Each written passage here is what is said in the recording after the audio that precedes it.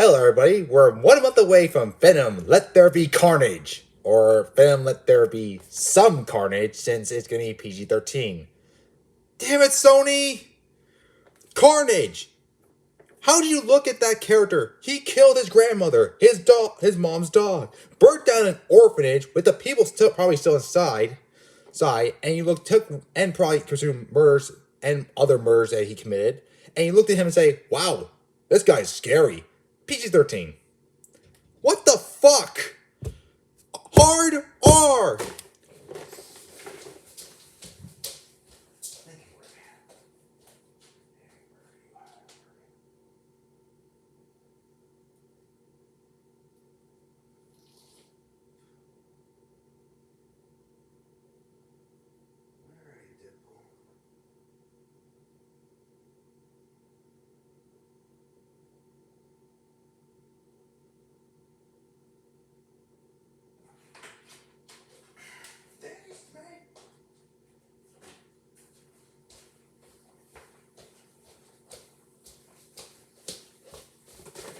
Sorry about that. It took me a while.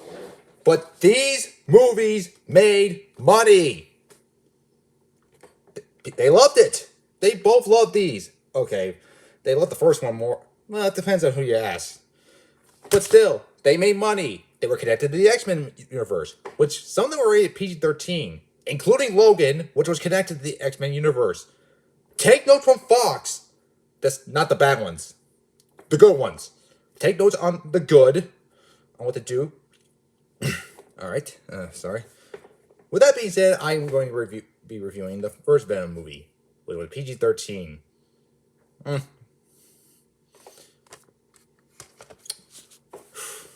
There was supposed to be a Venom movie after Spider-Man 3, I believe.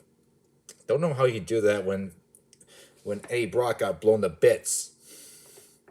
Well, then again, comic book characters do come back to life. Just ask Jean Grey. And Elektra. Yeah, I figured about it. Anyway, when I saw the trailers for these, I thought, oh boy, this is gonna be a horror movie. But I was wrong. It felt more like an homage to the early 2000s. Which I didn't mind, it's just that it's not what I was expecting from the trailers. I still enjoyed it. Eddie Brock is played by Tom Hardy, which, ironically, he did play Bane in The Dark Knight Rises, which is my least favorite. Which wasn't a great one, but you know what? It's still better than the Batman Robin one. Where he's an investigative reporter, and he sounds like Adam Sandler recovering from a bad head cold. Okay.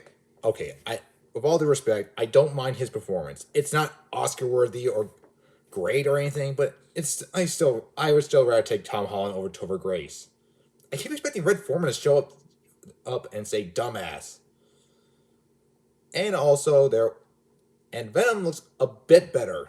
Hell, he looks muscular, and he doesn't look like, well, a black skinned version of, well, a darker version of Carnage. It's still.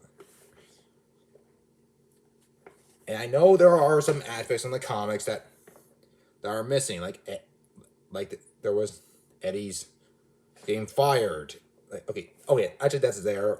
His father disowning him, all that stuff, including him getting cancer. I think it's mentioned, but they never really clarify it. It was just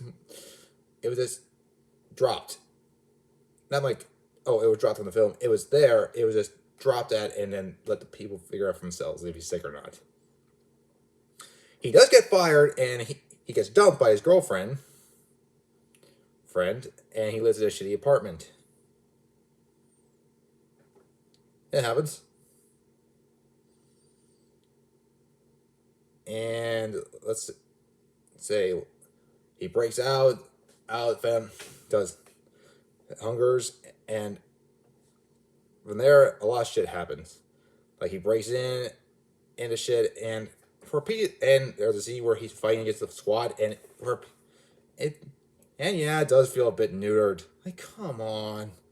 You couldn't. There was no blood. I know kids were watching it, and you wanted to sell the toys, but last I remembered, didn't RoboCop, Aliens, and Terminator sell toys back in the 80s?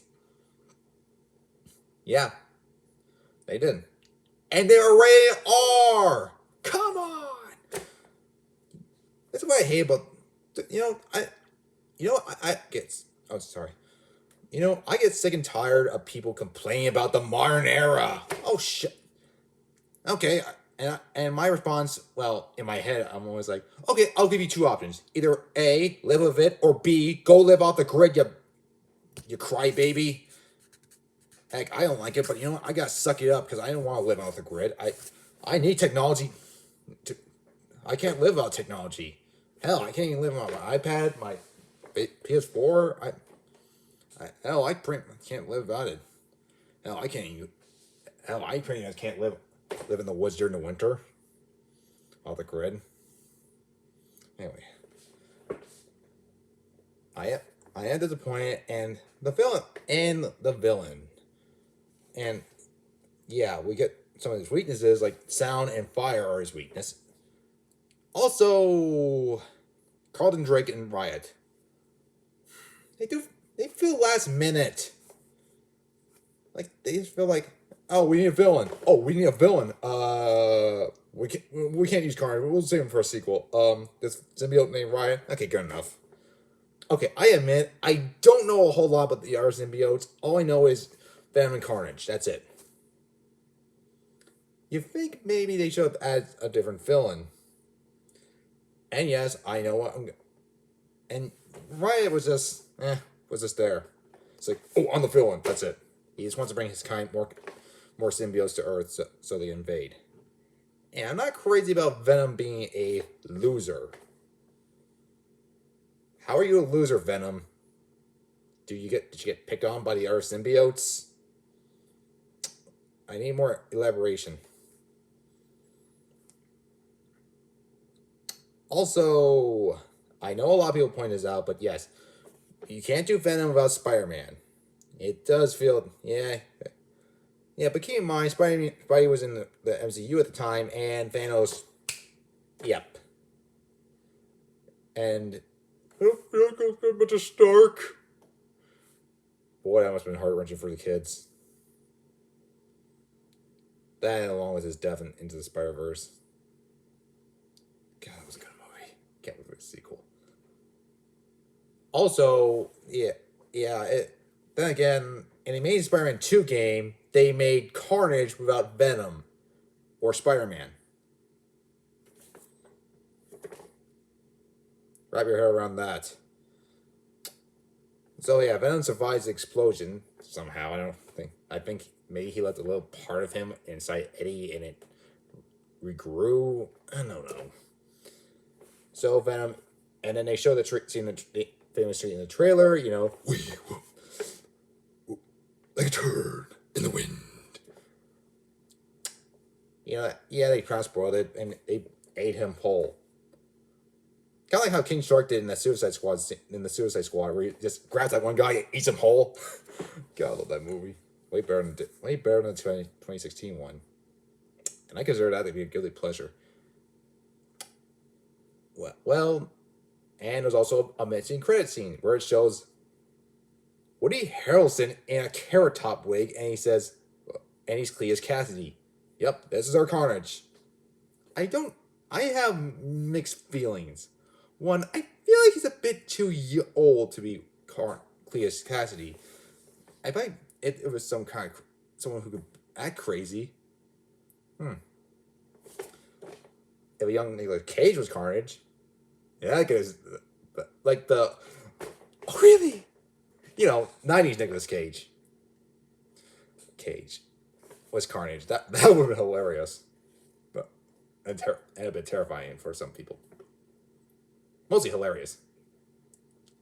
And he hints out there's going to be carnage. And I think he tries to do his best Southern accent, but still. He tried. Overall, my thoughts on Venom, on the first Venom movie, It's good. It's okay. It's not great, but it's not the worst. Hell, I still think Topher Grace is the worst Venom. And I know a lot of people are going to disagree with me in the comments. I can hear you typing. But I prefer Tom Hardy. Yes, he doesn't sound. Yes, I know the sounds while he talks can be annoying at times, but still, I'd rather take that. And yes, I know there was barely any action. Call me a gorehound, but and this is coming from someone who plays Mortal Kombat. Hell, it took us 20 years, around 30 years to get a good Mortal Kombat movie with blood. Now the story was a bit of muddled, but whatever. Still, these movies, seriously, they made money and they were rated R, and they work in an R rating. I doubt Carnage would even work in an R rating. Though that's we have to wait until October 1st to find out. And yeah. Then we move on to Morbius. Mobius? Oh, no, wait. Mobius is the TVA. Owen Wilson. Morbius? The Living Vampire. With Jared Leto. Well, he does look a bit. I have to say, he does look a bit vampiric. Right? That was supposed to come out before Venom 2, but 2020 happened. Anyway, take care.